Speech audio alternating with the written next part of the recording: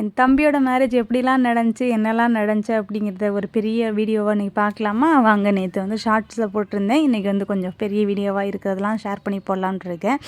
First வந்து நாங்கள் வந்து என்கேஜ்மெண்ட் பண்ணுறதான் அப்படின்னு சொல்லியிருந்தேன்ல. என்கேஜ்மெண்ட்டுக்காக உட்காந்துருந்தோம். அப்போ நிறைய பெரியவங்கலாம் வந்து இந்த சேலையில் அளந்து பார்ப்பாங்கள்ல, 1 முழம் 2 முழம் அப்படிங்கிற மாதிரி அளந்து பார்ப்பாங்க. அது ஒரு சாஸ்திரம் போல். அது இன்னுமே வந்து நடைமுறையில் இருக்கிறது நம்ம பார்க்குறதுக்கு ஹாப்பியாக இருந்துச்சு. நான் பார்த்த வரைக்கும் ஒரு சில மேரேஜ் வந்து கடன்னு ரொம்ப ஃபாஸ்ட்டாக நடக்கும். ஆனால் இங்கே வந்து அப்படிலாம் இல்லை. எல்லாமே வந்து பொறுமையாகவே பண்ணாங்க. டைமுமே நிறையா எடுத்துக்கிட்டாங்க. சாரீ கட்டுறதுக்குமே பொண்ணுக்கெலாம் ஒரு 5 நிமிஷம் தான் கொடுப்பாங்க. அந்த 5 நிமிஷத்தில் தான் சேஞ்ச் பண்ணிட்டு வரணும். இங்கே அப்படிலாம் கிடையாது. நிறையாவே டைம் கொடுத்துருந்தாங்க. எல்லாமே பொறுமையாக நடந்துச்சு. பார்க்குறதுக்கு ரொம்ப ரசித்து பார்க்குற மாதிரி ரொம்ப நீட்டாகவே பண்ணியிருந்தாங்க. இந்த பக்கம் பெரியவங்களாம் இந்த வேலை பார்த்துக்கிட்டு இருக்கும்போது என் தம்பிக்கு எப்படா தாலி கட்டுவோம் அப்படிங்கிற ஒரு குஷியில் அவங்க இருந்துக்கிட்டு இருந்தாங்க. என்னோடய பாசக்கார தம்பிக்கு எப்படா மேரேஜ் ஆகும் அப்படின்னு நானும் உண்மையிலேயே கடவுள்கிட்ட ப்ரே பண்ணிக்கிட்டு தான் இருந்தேன். இந்த வருஷமாவது அவனுக்கு கல்யாணம் ஆயிடணும் அப்படின்னு சொல்லிட்டு. அதே மாதிரி என்னுடைய கருப்பையா சாமி வந்து இவங்களுக்கு ஒரு கல்யாணத்தை நல்லபடியாக அவங்க நடத்தி முடிச்சிட்டாங்க. எனக்கு ரொம்பவே ஹாப்பியாக இருந்துச்சு. பொண்ணும் ரொம்ப சாஃப்ட் டைப், நல்லா பேசுனாங்க. ஒரு கூச்சமோ அந்த மாதிரிலாம் இல்லை. புதுசாக இருக்கிறவங்ககிட்ட எப்படி பேசுகிறது அப்படிலாம் இல்லை. நல்லா பேசுனாங்க. எப்படியே என் தம்பியை நல்லா பார்த்துக்கிட்டா போதும் அப்படின்னு தான் நான் நினச்சிக்கிட்டேன். ஆனால் வந்து நம்ம மட்டும் பார்த்துக்கிட்டா போதாது, அவங்களும் நம்ம நல்லா பார்த்துக்கிறணும் இல்லையா? அதே மாதிரி தம்பிகிட்ட நிறைய அட்வைஸ்லாம் சொல்லிட்டு வந்திருந்தேன். கல்யாணத்தப்போ தான் நம்மளால் வீடியோ எடுக்க முடியல. அப்போ கொஞ்சம் பிஸி ஆகிட்டோம். எல்லாம் முடிஞ்சதுக்கு பின்னாடி வந்து பார்த்தேன், மாமனார் வந்து வெளியில் வெயிட் பண்ணிக்கிட்டு இருந்தாங்க. அதோட வாங்க சாப்பிட போகலாம் அப்படின்னு சொல்லிட்டு போயாச்சு. என்னமோ தெரியல, இந்த கோயில் சாப்பாட்டோட ருசி மட்டும் எங்கேயுமே மாறாது. சூப்பராக இருந்துச்சு சாப்பிட்றதுக்கு. நல்லா திருப்தியாக சாப்பிட்டுட்டு நம்மளை வந்தாச்சு. என்ன ஒன்று, இந்த பந்தியில் வந்து ஒரு ஆள் முடிகிறதுக்கு முன்னாடி இப்போ ஒரு ஆள் வந்து நின்றுக்கிட்டு இருப்பாங்களா, அப்போ கொஞ்சம் சங்கடமாக இருக்கும். ஆஹா, பின்னாடி ஒருத்தவங்களை நிப்பாட்டி வச்சு நம்ம சாப்பிட்டுட்டு இருக்கோமே அப்படின்னு சொல்லிட்டு கடன்னு எந்திரிச்சு போகிற மைண்ட் செட் தான் வரும். நம்ம அப்படியே போய் தம்பி கூட கொஞ்சம் ஃபோட்டோ வீடியோஸ் எல்லாம் எடுத்துகிட்டு கொஞ்சம் நேரம் அவங்க கூட தான் இருந்துகிட்டே இருந்தேன். எனக்கு என்னமோ அவனை வந்து இன்றைக்கி தான் தூக்கி வளர்த்த மாதிரி இருந்துச்சு. பார்த்தா இன்றைக்கி வந்து சார் வந்து கல்யாண மாப்பிள்ளையாக நிற்கிறாரு. எனக்கே சிரிப்பாக தான் இருந்துச்சு. நான் கூட சொல்லி கிண்டல் பண்ணிக்கிட்டு இருந்தேன், குழந்தை திருமணம் நடக்குதுடா அப்படின்னு சொல்லிட்டு. அவன் சொன்னால் எனக்கு 26 வயசு ஆயிடுச்சுக்கா, இப்போ போய் குழந்தை திருமணம் சொல்கிறேன் அப்படின்ட்டு. ஃபோட்டோகிராஃபர் வந்து அங்கே போய் பார்த்தா நம்மளோட ஃப்ரெண்டு. அவங்க பார்த்தா என்னையை பார்த்துட்டு ரொம்ப சர்ப்ரைஸாக இருக்குன்னு சொல்லிட்டாங்க. அதுக்கப்புறம் சின்ன மாமனாரும் வந்திருந்தாங்க. அவங்க கூட கொஞ்சம் நேரம் அப்படியே பேசிகிட்டு இருந்துட்டு பார்த்தா ஹஸ்பண்ட் வந்து கொஞ்சம் சின்ன வேலையாக இருந்துச்சுன்னு போயிட்டு உடனே வந்துட்டாங்க. அவங்க கூட நம்மளும் கொஞ்சம் நேரம் போய் சாமியெல்லாம் கும்பிட்டுட்டு, ஏன்னா இது நான் சொல்லியிருந்தேன்ல, இது வந்து அவங்களுடைய குலதெய்வ கோயில் தான். அதனால் அவங்க வந்து ரொம்ப எப்படி சொல்கிறது, எமோஷ்னலாக தான் ஃபீல் பண்ணுவாங்க. போயிட்டு அவங்க வந்து சாமியெல்லாம் கும்பிட்டுக்கிட்டு இருந்தாங்க. என்னமோ தெரில, ஒரு சில சாமி மட்டும்தான் சார் கும்பிடுவாங்க. அதே மாதிரி வந்து அவங்க சாமி விழுந்து கும்பிட்டுக்கிட்டு இருந்தாங்க. அப்படி என்ன தான் வேண்டிக்கிட்டாங்க அப்படின்னு சொல்லிட்டு தெரியல.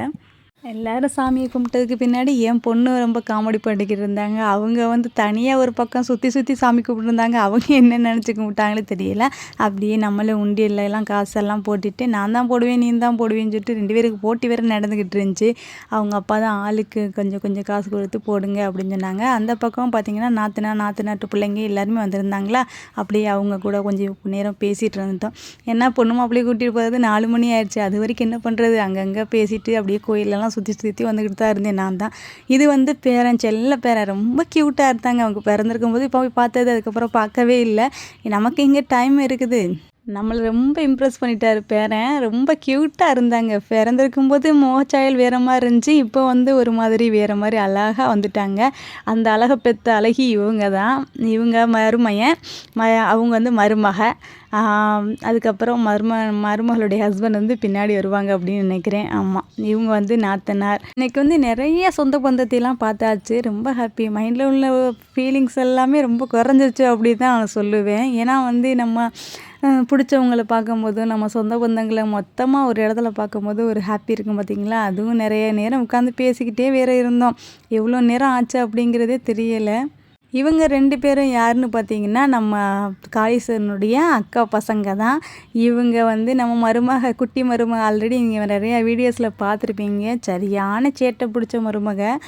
எல்லாருமே வந்திருந்தாங்களே. அதை விட அதுவும் ஒரு ஃபங்க்ஷன் அப்படின்னா சின்ன பிள்ளைங்க இல்லைன்னா அது ஃபங்க்ஷனாக இருக்கும். அது அவங்க தான் வந்து எப்படி சொல்கிறது, ஹீரோயின்ஸ் மாதிரி இருப்பாங்க. ரொம்ப அழகாக மேக்கப்லாம் போட்டு வந்திருந்தாங்க. மேக்கப் போட்டு என்ன பண்ணேன், எல்லா ஐஸ்கிரீம் வாங்கி சாப்பிட்டுட்டு ட்ரெஸ் எல்லாம் வடித்து ரொம்ப கன்றாவியாக பண்ணி வச்சுருந்தாங்க. அதுக்கப்புறம் தங்கச்சி, அம்மா, மாமி எல்லாருமே ஒரு பக்கம் வந்து எல்லோரும் அவங்கவுங்க தனித்தனியாக சில கதைகள்லாம் பேசிக்கிட்டு இருந்தாங்க. நம்ம வந்து கொஞ்சம் நேரம் வேனில் கிளம்பிடும் அப்படின்னு சொல்லிட்டு வேனில் போய் உட்காந்துருந்தா, இப்போ எடுக்காதுப்பா வேனு, நீங்கள் வந்து பொண்ணு மாப்பிள்ளையை கூட்டிகிட்டு சாயந்தரம் தான் வரணும் அப்படின்னு சொல்லிட்டாங்களா. அதோட இறங்குங்கப்பா மரத்தடியில் உட்காந்துருக்கலாம் பார்த்தா அவ்வளோ ஒரு காற்று சிலு சிலுன்னு.